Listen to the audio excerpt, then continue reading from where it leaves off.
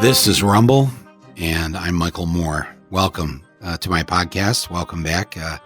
It's been a few days. The Roger Waters podcast from Friday went for about 2.5 hours. It's the longest one we've done. I know it's a long podcast, but it was such a great conversation I had with him. And then he sang that song at the end, and we thought, let's just put the whole thing up and give people a long weekend plus to listen to it. But very grateful for Roger Waters for having appeared on this podcast. And if you hadn't had a chance to listen to it, please do so. And don't miss the last 40 minutes, half hour of it. It's very powerful. So here we are. I'm back. I'm alive. I know. I started getting mail from everybody when I don't do this for a couple of days. I keep reminding people this started out as a weekly podcast, and that's what it was supposed to be, but it never became that because so many things started happening in the news, in the world. We've crossed just a day or so ago. It was our 4-month anniversary of doing this podcast. 80 episodes within these essentially 20 weeks. Is it 20 weeks? I don't even know. I'm so lost. Don't even ask me what day this is, but it's really been a joy. And I thank everybody who's been tuning in. And we are tonight or tomorrow, somewhere here, we're going to hit our 10 millionth download, 10 millionth listener to this Rumble podcast. So we look forward to that here in the next few days. God, we were going to do a contest or something, weren't we? Actually, why don't let's do it. We'll figure out what the prize is later. It's very hard for us to actually nail the exact number 10 million when you log on. So all we ask for you to do, if you are listening to it this week, anytime this week, just send me an email saying that you're hoping that you were number 10 million. And that's all. We'll trust you. And then we'll do a drawing of the people who did listen to right around the time of the 10 millionth podcast. And we'll send you a prize or bring you a prize or something. Well, we'll figure out some kind of pandemic prize to give you. So just send an email to me at mike@michaelmoore.com. Just send me just say hi. Hoping I'm number 10 million or, whatever. Say whatever you want to say. We'll draw at the end of the week when we hit the 10 million mark. And you could be one of the lucky winners. It's that easy. Plus, I'd love to hear from you. You're always welcome to send me an email at mike@michaelmoore.com. Or send us a voice message on our Anchor platform. We'd love to listen to those. So without further ado, my guest on this podcast today is Briahna Joy Gray, somebody who I've known now for a little bit of time, sometime. She, best way to describe her, I would say, if she takes it the right way, hopefully, is that she's a recovering lawyer. Okay, you're laughing. So that seems to have worked so far. She's also a former editor and writer at the great Current Affairs magazine. I encourage everybody to read this wonderful publication. And also at The Intercept. She did the same there. And now she is the former National Press Secretary for the Bernie 2020 campaign. A job I would have loved to have had. To be the National Press Secretary of such a historic campaign. Briahna, welcome to Rumble here today. Thank you so much for having me. I'm a longtime listener and very, very excited to finally be on the show. I wanted to have you on this episode, Briahna, because there is a lot of talk about a lot of things right now. Not the least of which is the election that we're supposed to have this year. People haven't forgotten that in the midst of the pandemic and everything else that's going on. We are also supposed to be electing the next president on November 3rd of this year. And it appears, though neither convention has taken place yet, that the Republican nominee will be Donald J. Trump, and the Democratic Party nominee will be Joe Biden. As it stands here today, we're in the middle of May, so obviously anything can happen, and this is the year that you really could call that the slogan of the year. Anything can happen. Anything you thought was going to happen back in January is completely off the books, off the charts, and nothing has happened in this year the way we would have expected it. But I thought it would be good to have you on because you have been vocal since the campaign has ended, about where we should be, what we should be thinking of, and how we need to leverage the power that we have as citizens, and as in this case with you and I and others who might be listening as supporters of Senator Sanders, of what we should be doing to make sure that things go the way that's going to be in the best interests of this country. Why don't you just fill me in, because we haven't spoken in a little while, of just where your head is at and what has transpired in your own personal evolution or de-evolution since the campaign ended. Maybe I should just ask you, are you okay, first of all, because you worked so hard. Everybody put in so much effort into this campaign. It did not end the way that we had hoped it would have. So how are you doing? Yeah, I've never worked on a campaign before. This is the first time I've had the privilege to be in a position like this, and so I can't compare it to the experience of other campaigns ending. But it was I think additionally sad because we weren't all together. And so there were so many amazing people who worked for the campaign, my colleagues. So many of them are, quote unquote, true believers who really were supporting Senator Sanders and working for the senator for all the right reasons. People who had suffered through personal health crises and struggled to pay, people who had parents that suffered with addiction and were caught up in the criminal justice system, people who were DACA recipients like our Latino press secretary, Belencisa, and one of my favorite members of our video team, from, top to bottom, left to right, there were people who we knew were fighting alongside you, not just because they wanted a job or wanted to work in politics or were attracted to the prestige of a major campaign, but because they really saw their personal fates bound up in it. And so to go through the disappointment of, the progressive vanguard not making it through, but also not to be physically there with each other, to say goodbye. We had to pack up the office in shifts so that, more than 10 people weren't there at a time because of the coronavirus. It made it so that it kind of lacked a sense of finality, I think. And we meet up for our video chats periodically on Tuesdays, actually, me and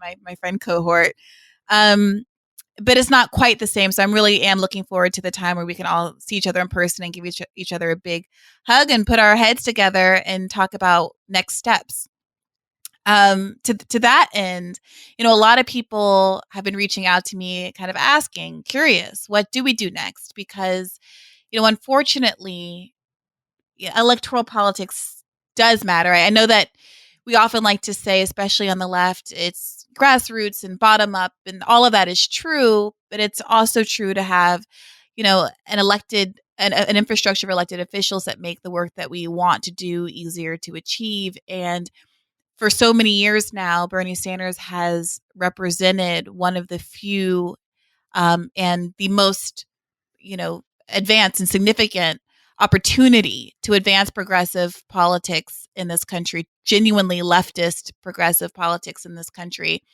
And since 2015, there was always this possibility that, Bernie is going to carry us across the finish line. And now that that's no longer the case, folks are having to reorient and rethink about where they put their energies. He provided a real focus for folks that doesn't exist anymore. And I don't pretend to have all of the answers, but you said that with coronavirus, it's difficult to remember that there is an election going on. And I understand that perspective, and it's one commonly shared. But something I often think about is that I am focused more on the election because of the extent to which the coronavirus crisis has revealed that so much of what Bernie Sanders was advocating for and so many of the truth that he pointed out about our system and its inadequacies are now laid bare. And as campaign surrogate Keeanga-Yamahtta Taylor, or Pulitzer winner Keeanga-Yamahtta Taylor, wrote recently, reality endorsed Bernie Sanders. The world as it is endorsed Bernie Sanders. Our circumstances compel us to take those ideas seriously. And I think we should continue to push for and take those ideas seriously, even if he isn't the nominee. And that means pushing the Democratic Party and Joe Biden, if he is the nominee, to take those issues seriously, because it's more obvious than ever that lives depend on it. You mentioned that that during this this stay-at-home lockdown, for the people who are able to, if they have those kinds of jobs, they've been either laid off or they've been allowed to work at home. But of course, we have so many tens of thousands, hundreds of thousands of fellow citizens who don't have that ability. They are stocking our grocery store shelves as we speak. They are mopping the floors of the hospitals. They are doing all this, I would say, dangerous work so that we can eat a meal, so that we can go see the doctor if we need to, so that we have transportation to get to wherever we need to go at this point.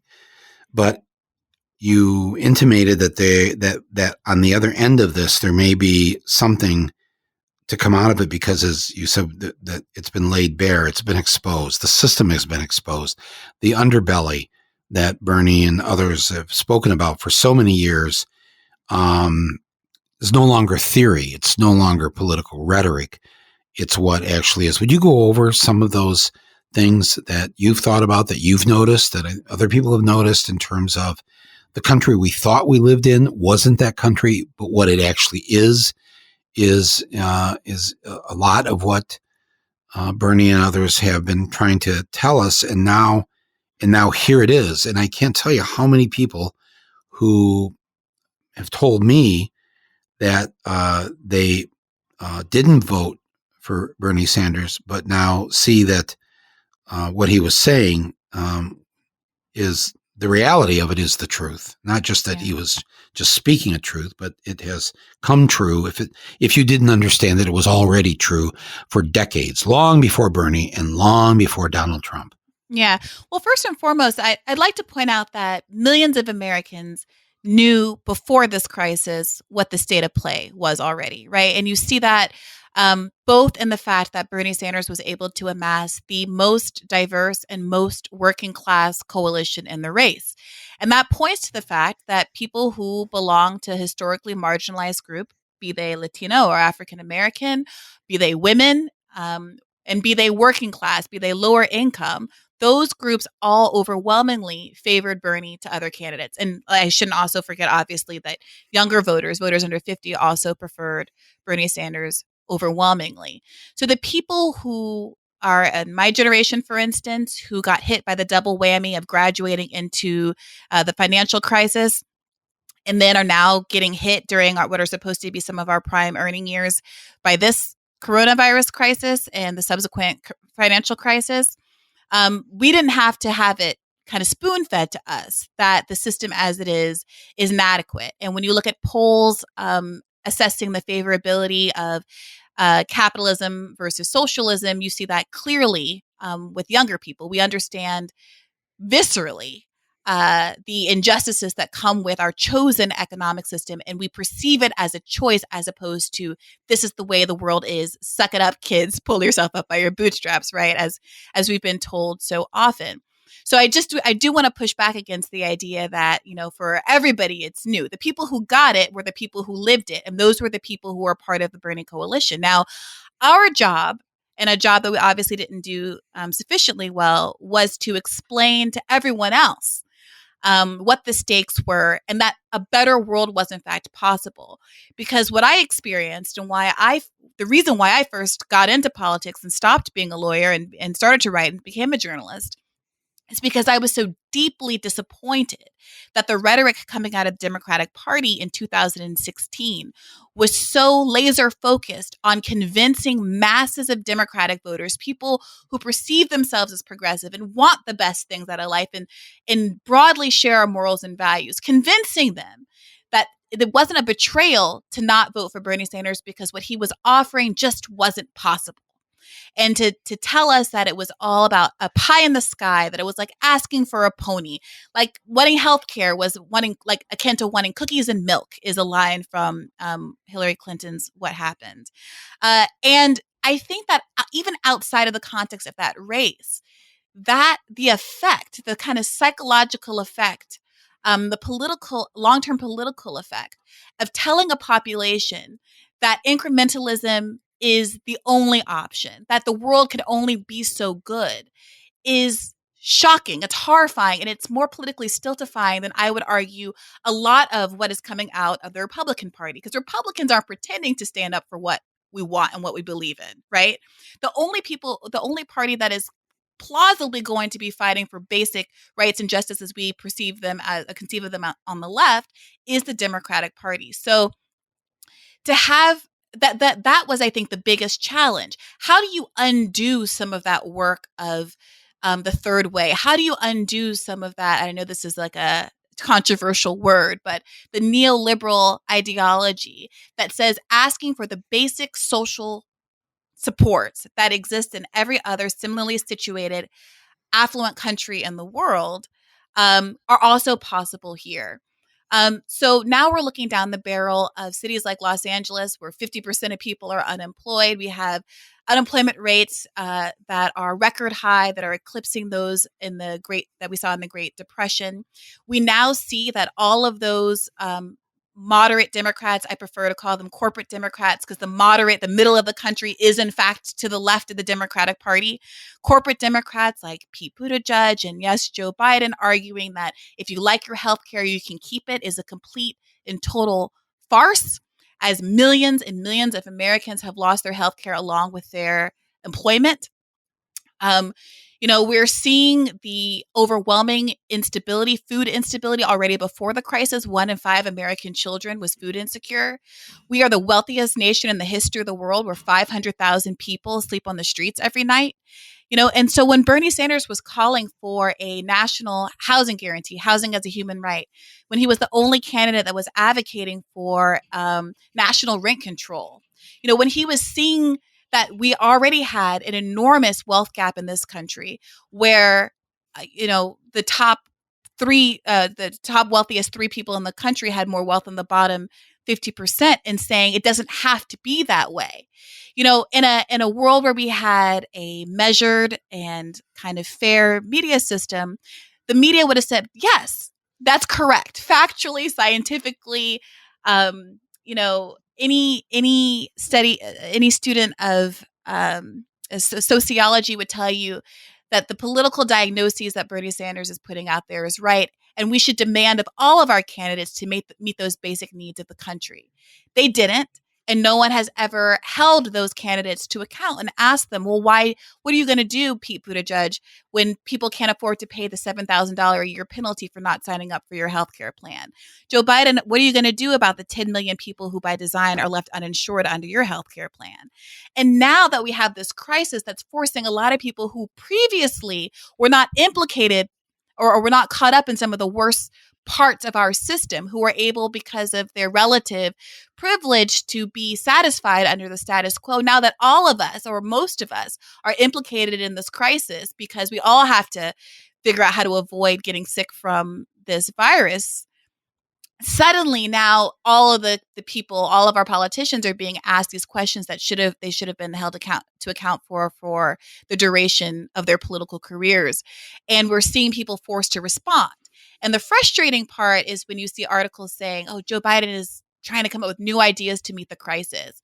When what we need is not new ideas, the ideas are there. What we need is people who have the political courage and the economic freedom from corporate donors to actually commit themselves to the policies that we all know will work to help average Americans, but of course are not going to pay dividends to the bigwigs, the corporatists who fund almost every other political campaign other than Bernie Sanders.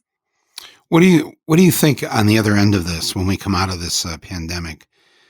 I mean, how optimistic are you? How do you see things? What do you think the chances are? Because I've noticed just from people writing to me and whatever that people's eyes have been opened in a profound way, and they don't want to go back to the old normal. They want to create some kind of new normal that where we're just living in a better world and treating each other differently. And they don't quite know how to make that happen. But I get. I don't know. Are you pessimistic about this? Are you optimistic? What what keeps you wanting to get up in the morning, basically?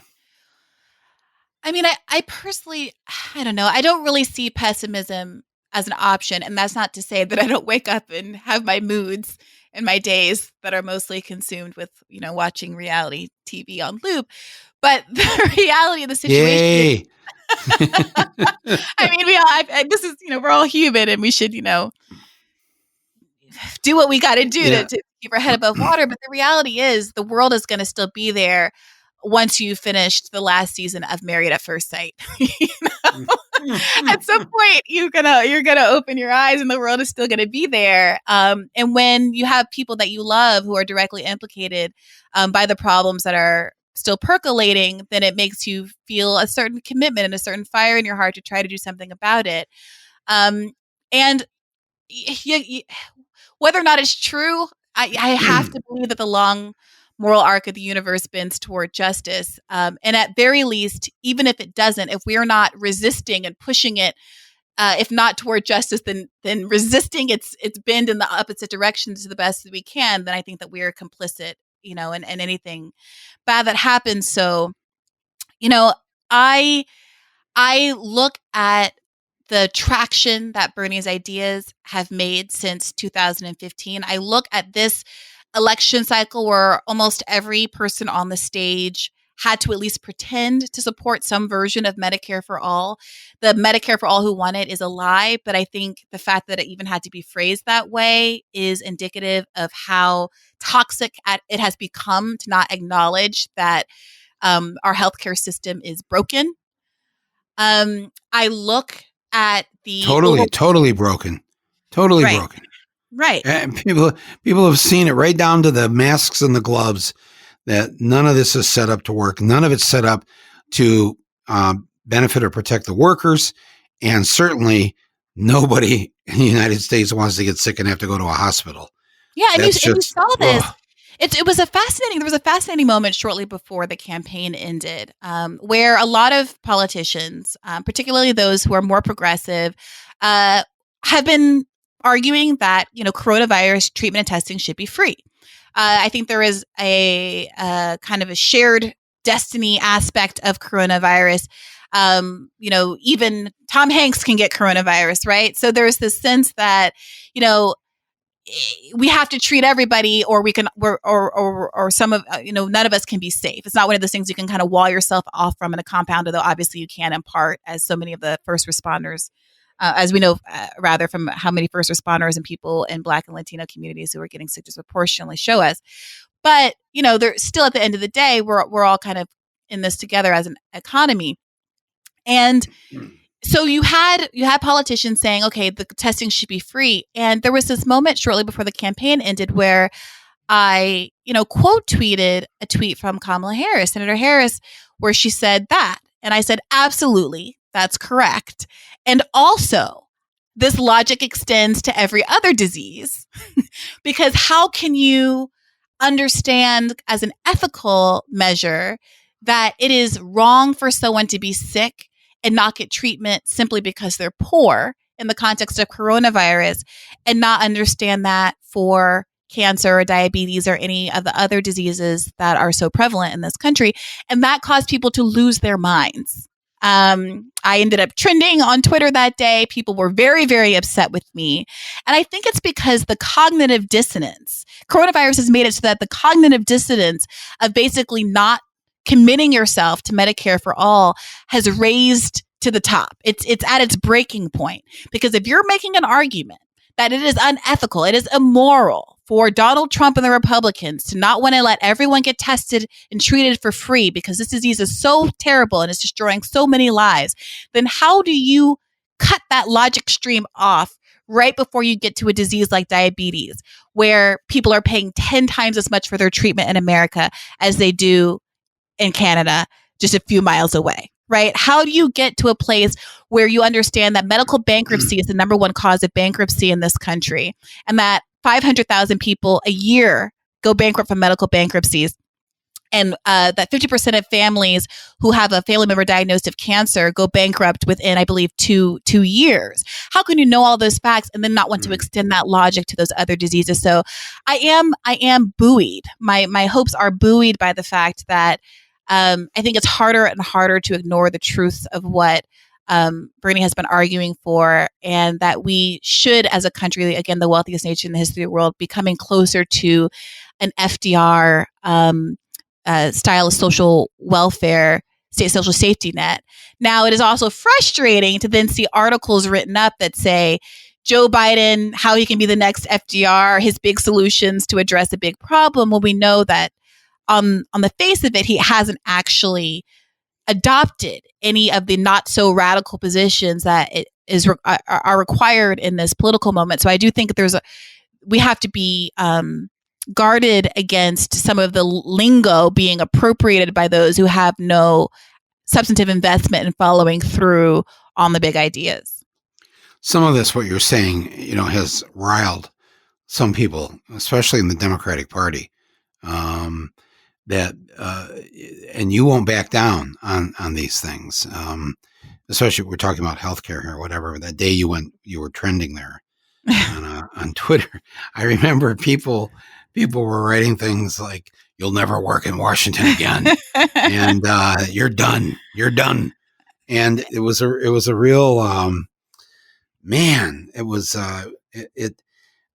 how do you deal with that? When people that are supposedly allies are just looking for ways, man, especially I saw too, just the sort of glee that some Democrats had when Bernie finally, tossed his, what do you toss? You toss your hat in the ring when you're gonna, that's when you're running. Yeah. When you're ending the run, I guess you just try to walk away from the ring. I don't know. I don't know what the right metaphor is, but yeah. How was that for you when you were saying these things about, what we need to keep fighting for and all that? Look, the people who say I might never work in this town again, they might be right. But I think what they miss is how much that tells. I mean, that's the thing. I think they miss how much that tells more about them than it does about me. Because so what were they really saying when they said that to you? Well, that there is a line you have to walk. There is a kind of message that you have to a line that you have to toe if you want to be given the MSNBC pundit job and allowed to work at prestige publications. That there is a kind of ideological intolerance for a certain kind of idea on I don't want to say the left, liberals, all these words get kind of mixed up, but on the broader left among Democrats. And that's the thing. I know that. That's why I got into this. And I think that they might very well be right. I might never work in this town again. But the only reason I ever endeavored to work in this town, the only reason I left the law and became a writer, was because I was so frustrated with the town. And right now, I'm in the process of writing a book where I'm trying to get to the bottom of kind of what's going on between this divide between the left and the center left, because I am not someone who kind of revels in the hostility there. I'm not someone who enjoys that balkanization. I know I know from polls, I know from talking to people on the campaign trail, I know from life that a majority of Americans support all of these so-called progressive ideals. They're common sense. A majority of Americans support Medicare for all. Almost 90% of Democrats support Medicare for all, and a majority of independents support it. They support putting workers on corporate boards. They support a higher minimum wage. They support a wealth tax overwhelmingly, Republicans and Democrats and independents alike. So what is it about kind of mainstream liberals that sees a critique of Joe Biden and critique of the Democratic Party that says, hey, you aren't sufficiently attendant to the needs of the communities that you say you represent. Hey, we need you to move left. And by left, I mean center, because you are to the right of center. Why is it that so many people see commentary to that effect as such an attack on themselves? Why is it that the idea that Bernie is not a Democrat has so much more traction than the fact that the Democratic Party has moved so far from its old school mores, right? So I'm trying, I want to write something, and I want us to keep talking about what that's like in a way that's not so heated and antagonistic as it often is online, because I would like to live in a world where when we enter the next election cycle, the Pod Save crew and their listenership, that part of the party that they represent is on our side, because we don't have to do all of the work of explaining, corporate capture and how it's not about a candidate being a good person or bad person, or whether you like Joe or whether you liked Obama, but about the fact that they have a former healthcare lobbyist as a senior advisor, and the fact that they've taken all this wine cave money, and that means something about what they're going to be willing to commit to when they're in the Oval Office, if they make it to the Oval Office. And that it's going to hamstring them in terms of the kinds of policies that they can support in the context of an election in which, if they did back some of those popular policies, it would make them more electable against Trump. And that what we're trying to do is actually advance the ball of, yes, perhaps Joe Biden or whoever the nominee is, by asking them to be the candidate that most Americans actually want them to be. So, I think it's an interesting question. And unfortunately, I'm glad for podcasts like these, because there aren't that many venues to have those kind of sincere conversations. And certainly with the paucity of left voices that exist in the mainstream media, there aren't a lot of opportunities for people who occupy that space to have those conversations and to interrogate their own biases and to ask themselves, what is it about kind of this moderate third way Democratic angle that is resulting in so little enthusiasm and resulting in such low favorables for Joe Biden, and resulted ultimately in Hillary Clinton losing in 2016. Wow. I'm, I've, like I said, I don't know what this is, day 71 for me, here in lockdown. And I am, just processing everything you just said. And I really wanted to talk to you today because, I did this interview earlier with a magazine earlier today. And a lot of it was about, we were talking a lot about Joe Biden. And I said what I've been saying is that all of us who were out on the campaign trail with Bernie took the pledge that, we were going to support whoever the Democratic nominee was. And he says, well, that doesn't sound very enthusiastic. And I said, well, I mean, I'm voting for him. What you want more, right? I understand. It'd be good if I brought 10,000 people to the polls with me, but I can't do that. I don't have that kind of power. It's people have got to wake up on election morning and be so excited about getting to the polls and voting for the nominee. The Democrats seem to cynically be counting on that people are going to wake up on election morning and be so excited, not in a positive way, but the fact that they're going to go and remove Trump, which is a noble effort. Don't get me wrong. Mm-hmm. But it really does speak poorly of us, doesn't it? That we don't have somebody that is going to make millions of people want to leap out of bed that morning and go and vote for him, because they see by putting him in the White House, we are going to have such a better country and better world. And you can't say that really with a straight face. And I'm not knocking them. I'm just saying, let's just be honest with this. What's going to happen here? And I guess I wanted you have been one of the people, and again, you've been, attacked for this, which I'm sorry about that. You'd think that this would be you look up the word liberal in the dictionary, the definition is having an open mind and being willing to have the conversation. And you bring up some very legitimate things that we should all be thinking about when it comes to Joe Biden, and the hammer comes down. And I want to hear your voice. I want to, no matter what I'm going to do, I want to hear all voices, and I don't want to be told that I'm to get in line on something here, because one of the great things about Bernie's campaign is that there was this diversity of, and I don't mean just in terms of identity politics here, but but I do mean that too, because I came into the office there in DC early on. I wanted to kind of meet and see who's running the show here. And they brought in all the various department heads in this conference room and sat around this big oval table. I don't know, could have been 24 people in the room for all I know. And I think I spotted maybe one guy who sort of looked like me. There was one white guy named Jeff down at the other end of the table.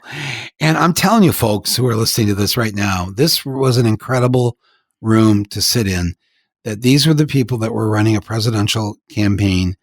And there were, of course, all colors at the table, all ethnicities, all sorts of religious or cultural backgrounds, socioeconomic.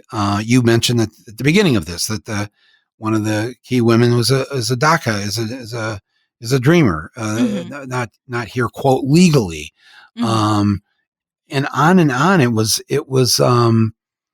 inspiring, and and white people don't spend a lot of days in environments like that where we're the minority, and this wasn't one of these campaigns where like Bernie had just hired the token person here and the token there to make it look like he had the Rainbow Coalition Part 2 going on. These were the people that were actually running everything, and it looked like America, if not the America of 2020. It's definitely the America of 2030, folks. And it felt so good. I felt so good when I left there. And again, now I'm not talking about all the representation that existed in the room.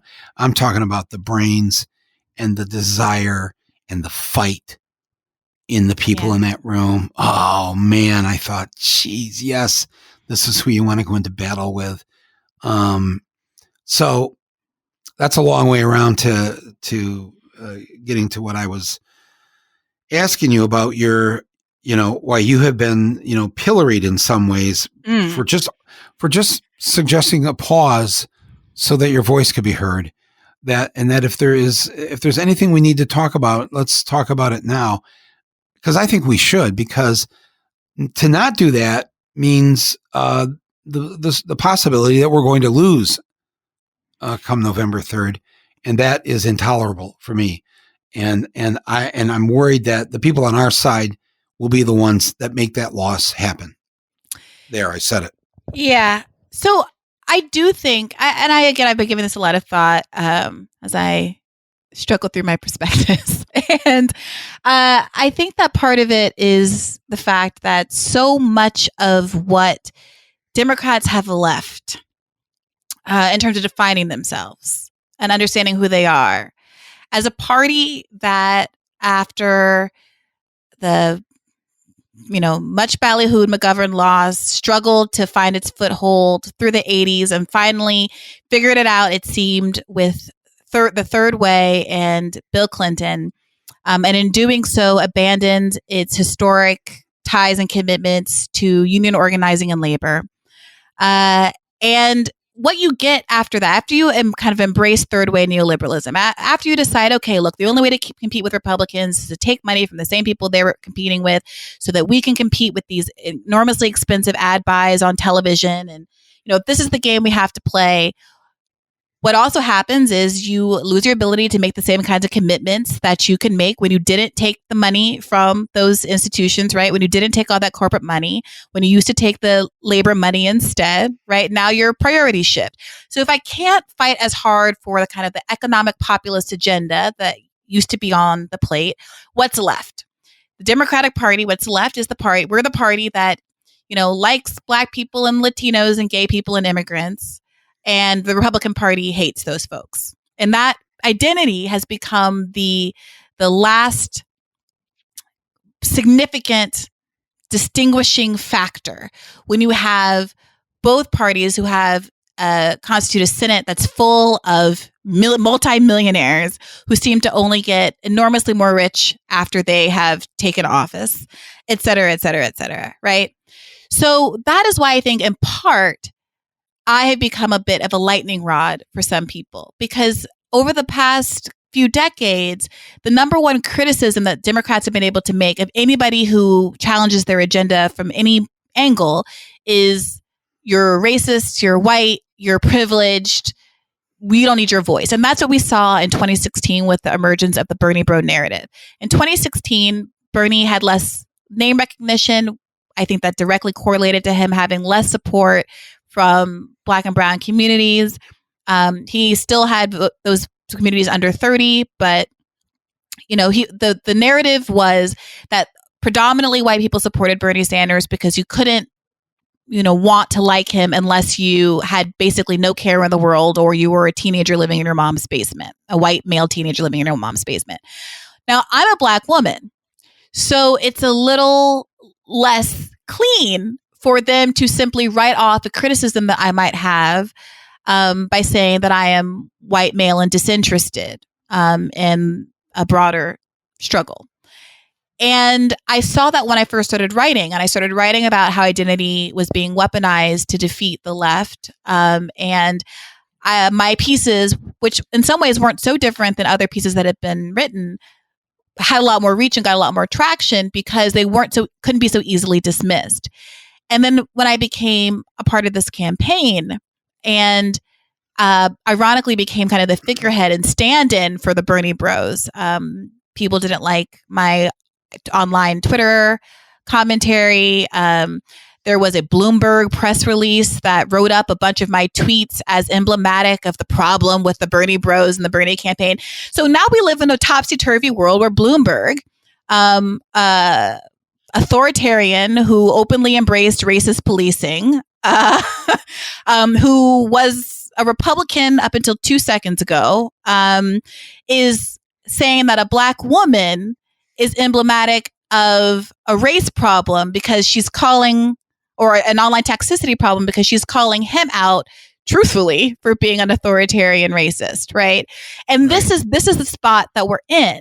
And I think that there's a lot of cognitive dissonance that came up in 2020 around the fact that, yes, Bernie did have the least white campaign in the race. And people to this day, if I tweet that, there was a bunch of folks that come out of the woodwork and say, what are you talking about? He lost South Carolina. I mean, I hate to break it to you, but there is more than one racial group in America. And Bernie Sanders was number one with Latinos and number two with African Americans. And when you put it all together, he was number one with non-white voters, and Joe Biden is realizing that this is going to be an issue for him now because the states where Black Americans are disproportionately concentrated tend to be red Southern states that aren't going to have as much electoral value as much as there is obviously human value to those votes and taking care of the people in those states.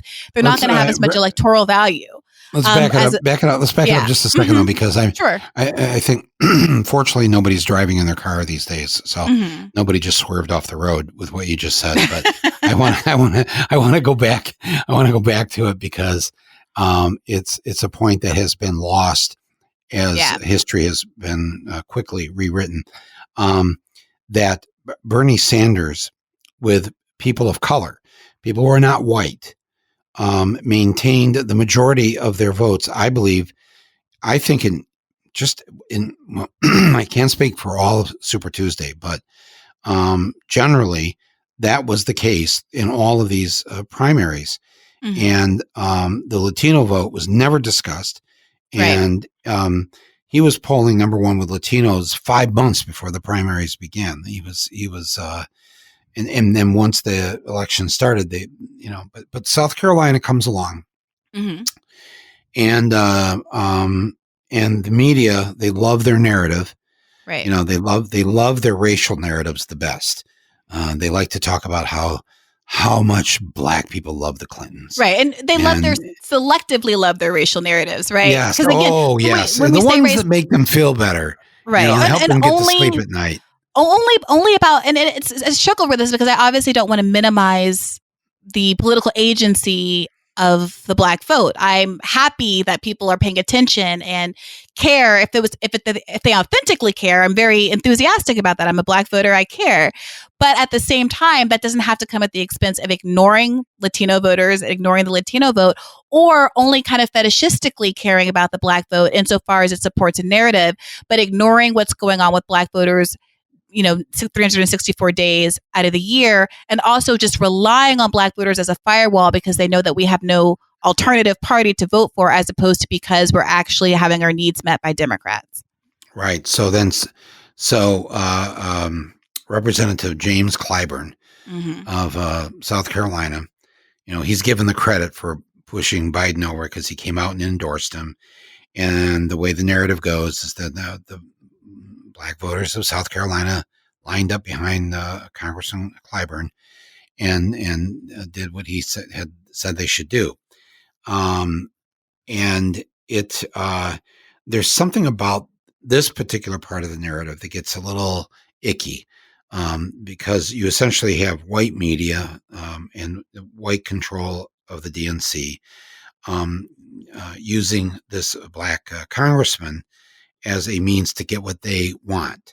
And so, here's Joe Biden, who has sadly a record when it comes to the decisions that he's made and how they've affected people of color in this country over the years. And we're not supposed to talk about that. We're not supposed to bring that up. Right. And we're supposed to do what Jim Clyburn says. Now, when I hear the name Jim Clyburn, the first thought that pops into my head, and maybe this is just because I made a movie about our healthcare system, but the number one recipient of money from Big Pharma, Democrat or Republican, in our Congress is a man by the name of Representative James Clyburn. Yeah. He is their man in Congress. He is in a sense, he is a representative of the people who elected him in South Carolina, but he's also really a lobbyist and doing the will of Big Pharma in Congress. And in doing the will of Big Pharma has probably, I cannot quantify the havoc that he's caused in the lives of so many people, especially people with lower incomes, in terms of how do you get behind helping the pharmaceutical companies take the price of insulin from, the actual cost of making it and what they used to charge for it. A few dollars a month is the cost, and it might have cost people $20 a month or whatever, to now that it's $200 or $300 a month. And I don't know. I have watched this over the years in politics, and I've watched how when you have a group that has essentially been oppressed, be it women, people of color, the working class, the poor,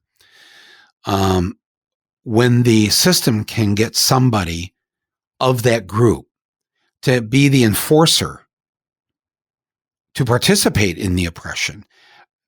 Again, anybody listening to this has seen women politicians, women elected representatives. Susan Collins, I didn't say your name. Do things that hurt women, and you're a woman doing this. And I have seen Black politicians do this. I have I have seen people who grew up in the working class forget where they came from. Right. I have seen this over and over and over again, and it's enough to just make you want to go, what the fuck, you know? Yeah. But you don't give up, but, I don't know. I think I'm asking for your advice because Yeah. Jim Clyburn. So I said a couple of days after the South Carolina primary, I think it was on an MSNBC show. And I said, look, these first primaries, I don't want to do this again. Iowa, New Hampshire, South Carolina are not representative of what this country looks like or is like. Now, no offense to any of them, wonderful states, good people, but this is ridiculous that these three states are picking the people every time when they are not representative themselves of the people. And this has to stop. Well, he blew up, that I would dare to say that South Carolina wasn't representative and it has such a large black population and whatever. Well, and look at how the press handled Nevada. So the first two, New Hampshire, Iowa, the argument is, okay, there's only white people, so it doesn't matter that Bernie won them. Now, we also won the Latino vote overwhelmingly in Iowa, which is about 10% non-white.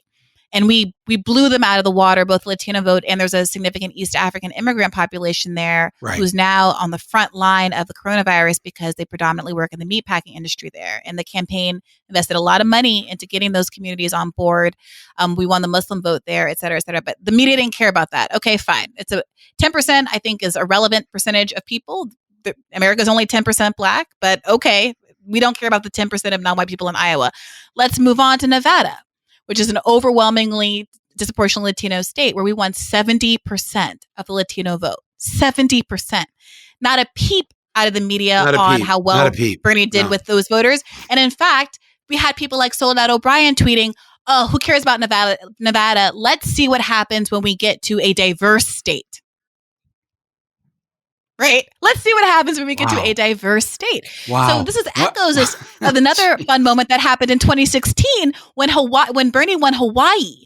And the narrative was Bernie only wins white states. Well, I believe Hawaii is the least white state in the country. Now it's not black either. Right. But it is also not white. And so there is this way that, minorities are selectively kind of lifted up and vaunted by the party to suit certain narratives. So yeah, it's deeply frustrating. And to your point about Clyburn, I think that part of the issue here is that it's not about whether or not you think Clyburn is a good person or a bad person. I think we can respect his civil rights legacy. I think that you can respect a lot of what he's done for his constituents and his community over the years, and the respect that he has earned. At the same time as you acknowledge that there are systemic structural factors which put a lot of pressure on representatives, particularly those from lower income districts, which are disproportionately black and brown, to be able to meet the fundraising requirements of the Democratic Party. So if you're not talking about, and if you're not thinking about what pressures are these politicians under, regardless of what's in their hearts, what pressures are they under to raise a certain amount of money from a party that requires it of them, and then raise a certain amount of money to stay elected, right?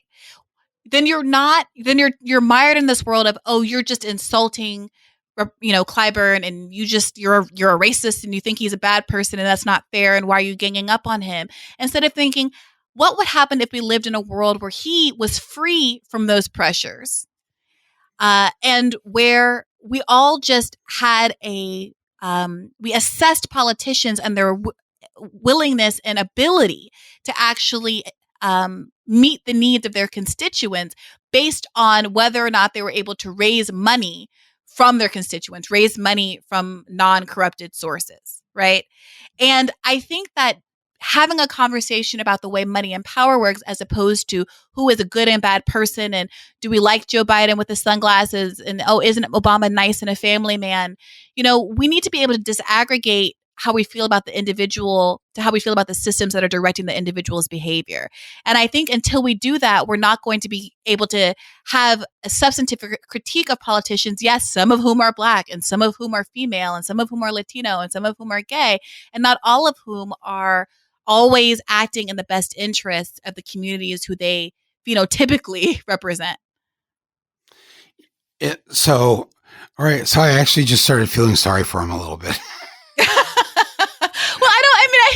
Well, I don't know enough about what, his life is like in Yeah. particular. I know that there are a lot of sensitivities though about these people. And as someone who was not part of the club, someone who, might never work in this town again, who only had, one toe in the door in the first instance, I'm not someone who has personal relationships with these folks, right? So I know that when I tweet in a way that implicates Kamala Harris's commitment to Medicare for all, that people like Juliana Maxwell and Bakari Sellers, they have personal relationships. And I understand that that is a factor. And I can kind of breezily go around saying things without kind of having a human attachment to it, which you can see as a positive or a negative, and I want to be sensitive to the fact that, yeah, these are human beings. And, some of the people that we're trying to communicate with and sway, might have some knee jerk defensive reactions because they like they like Jim Clyburn,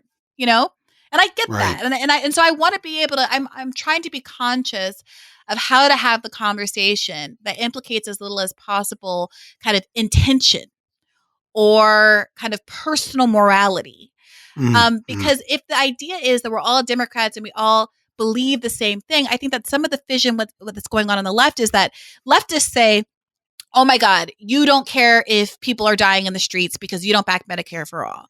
And liberals say, well, how can you say that? You're being so histrionic. Of course I care if people die in the streets. We just can't afford Medicare for all. Parroting back what someone like Hillary Clinton told them about whether or not we could or could not afford, or Nancy Pelosi told them, right? Or any number of these establishment Democrats, to signal anybody out in particular. That's the party line, basically. And so instead of saying, you're dumb and you don't care if babies die, or Nancy Pelosi's dumb, or Hillary, to say, okay, let's have a conversation about why it might be that people taking money from the healthcare industry are parroting talking points that don't gel with the reality of what every other similarly situated country in the world has been doing. And can we have a conversation from a starting point that doesn't implicate your values and beliefs so directly because you believe that you share values with me? So it's the same thing as like liberals who harangue Republicans saying, oh, you just don't care about life and da-da-da. They believe they do. And I disagree deeply with their prescriptions for the world and how they go about doing things. But your average, Republican mom somewhere in Connecticut or Texas or Nevada isn't saying, oh, I just want people to die from a lack of health care. They too are parroting those same Republican talking points that are now being fed to both parties in equal measure about how we just can't afford it and the economy will collapse. And yeah, maybe a sprinkled dose in of also illegal shouldn't have it or what have you, right? But Right. at the end of the day, I think that a lot of there's a lot of moral high ground that the left has, that it is not, I don't want to say weaponizing, but it's not exploiting to its advantage. Why not? Why isn't the left doing that? And by the left, I mean the left broadly, liberals. I think the leftists are doing a better job than liberals. But I think that it's because there is this a team sport mentality. It's, I'm not really interested in the art of persuasion. We just need to turn out more of our people, not flip voters, not get Obama to Trump voters back to our side, not motivate non-voters who don't see their fates as really touched one way or the other, no matter who's in office, because they see the system as fundamentally corrupt, which isn't wrong, in which I think that you did a really great job talking about in Fahrenheit 11/9, in that scene of the non-voters. I think they were in Wisconsin, or maybe they were in Michigan, actually. I think they were in Wisconsin. I don't remember, but they were talking about, they were politically active, engaged people, not some lazy folks who just didn't care enough to vote. They're people who say the system isn't working for me. Neither party is going to meaningfully, materially change my life. And we like to use moral arguments when it comes to kids on the borders without acknowledging the extent to which those arguments feel hypocritical for those who understood that a lot of those cages were built by the previous administration. We don't acknowledge that for so many, the same hypocrisy that we see among Republicans and the same bad faith that we see among Republicans can be perceived in our own party. And we see that, with the way that there has been coverage and discussion around the Tara Reade allegations. I don't know what happened 30 years ago. I wasn't there, and the only people who were there were her and Joe Biden.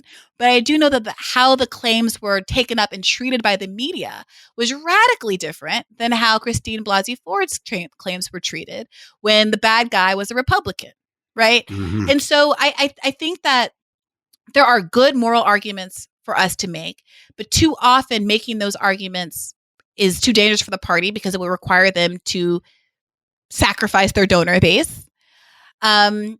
And that's why I think that politics has strayed so far away from the art of persuasion to the art of redistricting. And how do we suppress the vote? Or how do we return out the vote? Or how do we hope that the changing demographics of America just magically keeps the Democratic Party afloat, ignoring the large and growing number of Latinos who are happy to vote for Republicans, who don't have that same kind of historical attachment that Black Americans do because of our legacy of slavery and Jim Crow and coming through the civil rights era. What? Let me ask you this. No, it's okay. What's Biden got to do to get your vote? I think that if Joe Biden wants, so first and foremost, I want to be clear that more Bernie supporters in 2016 voted for Hillary Clinton in 2016 than Hillary Clinton supporters ultimately supported Barack Obama in 2008. So I don't think it's true that this narrative that Bernie supporters are kind of uniquely rebellious and unwilling to toe the party line and do what it takes to get Trump out of office is factually just wrong. It's wrong. It's not true. Now, 2020 is different from 2016 because in 2016, Bernie supporters toed the line, and for the last 4 years, we've been harangued and told that it's Bernie supporters that caused Donald Trump to get elected, that somehow Bernie supporters are quote unquote not Democrats and uniquely disloyal. And there's been a lot of gaslighting. And this time around, I think there are a lot more people who have that kind of mentality that says, what do we get by continually falling in line? Every time we fall in line and the Democratic Party inches more to the right to capture some mythical Connecticut Republican mom who is going to vote Republican today, just like she voted Republican 4 years ago and every year of the rest of voting year of the rest of her life, right? So at what point, what do we have to do to get the party to be attendant to our interests and, yes, the interests of a majority of Americans? And I think that there are some people who, not illogically, want some concession, some meaningful concession from Joe Biden, some meaningful acknowledgement that the policies that he's been advocating for up to this point are inadequate. And to me, the signature policy that would do that would be Medicare for all, and an acknowledgement that anything short of single payer healthcare does not meet the needs of the country in the middle of a global pandemic. Right. If he came out tomorrow and said that he didn't understand it until this pandemic happened, and then it's so clear that we need to act like the rest of the civilized world and guarantee everybody, without having to worry about ever really spending a dime out of their pocket, that when they get sick, they're going to get the help they need. Would that do it for you? And I know what people, I know I can hear people screaming in my ear right now who are listening to this. It doesn't matter. We have to get rid of Trump. It doesn't matter, Mike. What do you do with that? Because I understand that feeling. This is, people feel like there is a boot on their neck and the boot says Trump. Yeah. And that's got to stop. Well, for one, if Biden did come out and say that and make that commitment, I know that there are a lot of people who would be skeptical that he would follow through on it. But even acknowledging that if you like your health care, you can keep it as a lie, acknowledging that we need a single payer system is a meaningful rhetorical shift that I think results in a genie that you can't put back in the bottle. And the next election cycle, it will be very difficult for anyone to make those arguments. And imagine the kind of debates we could have had this election cycle if we didn't have to keep ratcheting back to Pete Buttigieg's brand of Medicare definition, and we could talk fulsomely about what actually Medicare for all means and how it will be implemented and how it would work, and yes, how we can pay for it. So yes, if he came out and said that, I would say that yes, people should vote for Joe Biden because that is a meaningful shift. To the people who say it doesn't matter, we need Trump out of office no matter what, my response is the reason we should be pushing Joe Biden to be closer to the center, and by the center, again, that's the left, is because it makes him more electable. You are not doing the Democratic nominee any favors by allowing them to adopt an electoral strategy that we already saw failed in 2016. And when I critique Joe Biden, it is not because I want him to lose. It's because that he has 6 months to adopt a political philosophy, more than that, to adopt a political philosophy that makes it more likely that people will be enthusiastic about his campaign, that they will volunteer for his campaign, that they will donate to his campaign. He is about to go up against a juggernaut of raw enthusiasm, the likes of which he has never seen before. Joe Biden has been on the ground in Latino communities in Nevada for over a year, just like, by the way, the Bernie Sanders campaign had done.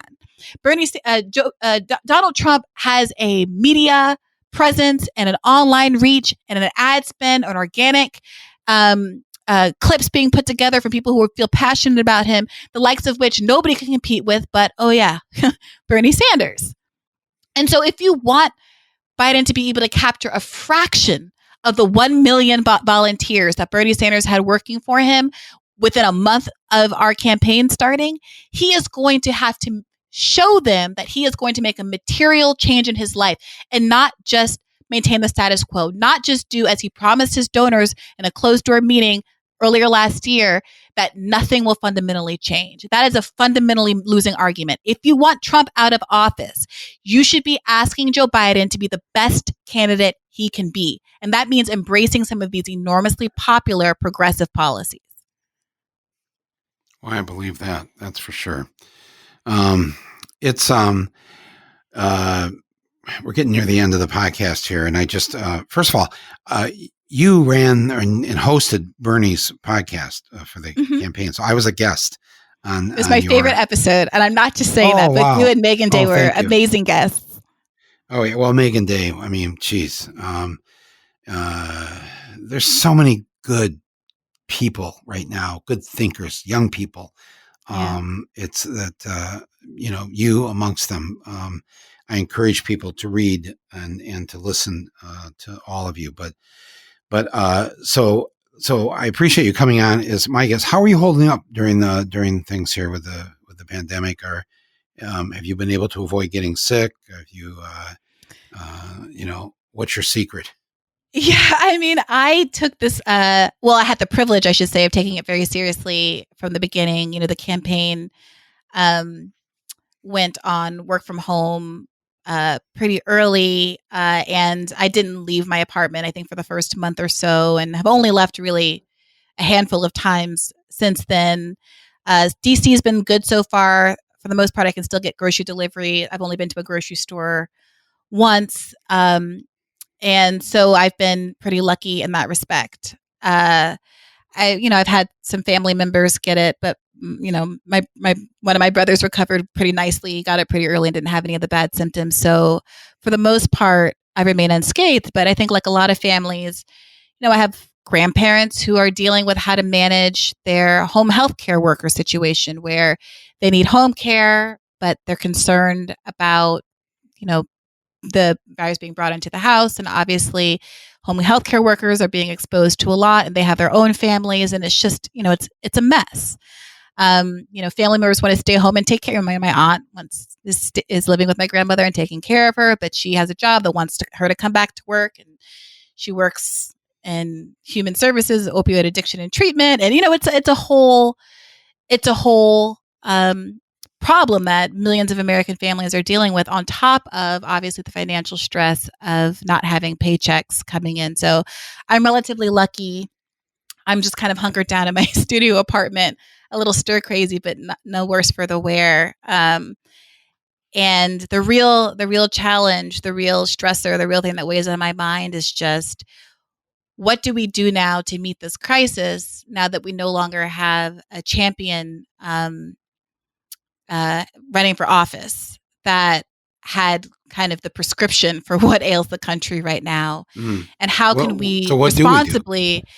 I think that the only responsible option, the only responsible thing to do, both if you want Joe Biden, if you want the Democratic nominee to win, and if you want the country to have the prescriptions that it needs to meet the moment is to push Joe Biden in this way and to not see that as an anti-democrat or anti-patriotic act or a pro-Trump act, as I'm so often told it is online, but to see that really as an act of self-preservation.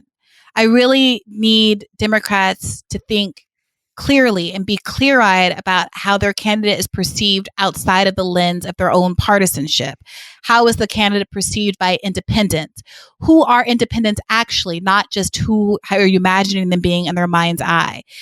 There's a lot of rhetoric about how they don't like Medicare for all and how it's a losing avenue to go down when you see now, the Ryan Graham of The Intercept wrote this article today about how there's this coalition forming in the House between the progressives and swing state Democrats, who understand that a progressive agenda of giving $2,000 a month to every American, to supporting the act supported by Bernie Sanders and other progressive members of Congress is actually a winning proposition, right? And so for years, swing districts have been used as the excuse to say, oh no, the Democratic Party can't move too far left because they'll lose and we'll lose our majority. No, it's the people in the swing districts saying, no, we have to respond more to this moment or else we're going to get outflanked by Republicans.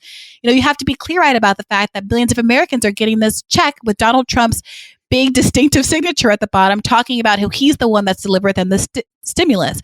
We have to be clear-eyed about the fact that, frankly, I am in a much better financial situation right now than I would otherwise be, not having a gig right now, because my student loan debt checks are postponed. And who's going to get credit for that at the end of the day? Who's going to get credit for millions of Americans who are only getting by because they no longer owe $500, $1,000, $2,000 a month to the government that they otherwise would?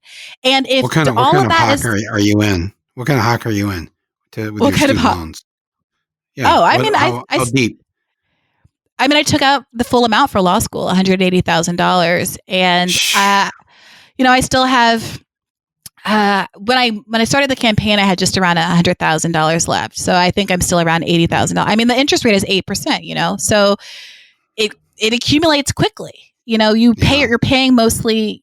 Very rarely are you paying principal. And frankly, this right. moment of the loans being put on hiatus is an opportunity to pay down the principal for the first time. And so I'm very eager to get a book advance so I can actually try to get myself out from underwater. But I think that Democrats, we hate Trump. We Nancy Pelosi is out here calling him morbidly obese, and we see that as some great own. But at the end of the day, there are people who are feeling in their pocketbooks advantages that Donald Trump is taking credit for. And so what's the Democratic response to that going to be? What is Joe Biden's stance on a $2,000 monthly recurring payment? No one has even asked him. Right. No one has even asked him, right? So we should be pushing him to be the candidate that we can all be excited about and see that as a pro-Democratic Party, anti-Trump instinct, as opposed to something that's traitorous, as is somehow often characterized. Right. Well, I hope he's listening because there is a path for him that where he could go down as doing something historic. This is an opportunity, and as if his own ego or his own status quo protecting way that the old guard never likes to change. They don't like to they see life in a certain way.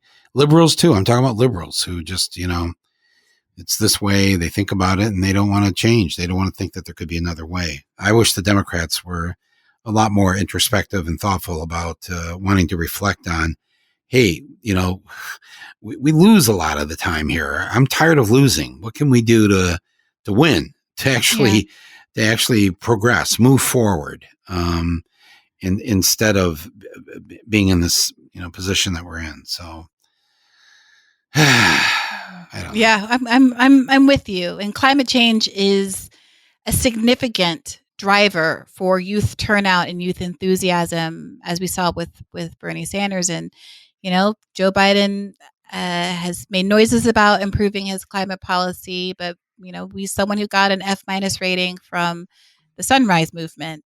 So if you want to win, if you want to save the world, if you want to make it harder for leftists to argue that there's not that much room between Donald Trump. Not that most people are doing this, but, to the extent that there's a argument out there that says there's not a lot of room between Joe Biden and Donald Trump, the way that Joe Biden can fix that is by putting more room there, by improving his climate policy, by improving his healthcare policy, by improving his student loan policy, by saying, hey, we're spending all this money right now and the stimulus and giving money to corporations and bailing them out. How about we spend a measly $82 billion and cancel all medical debt?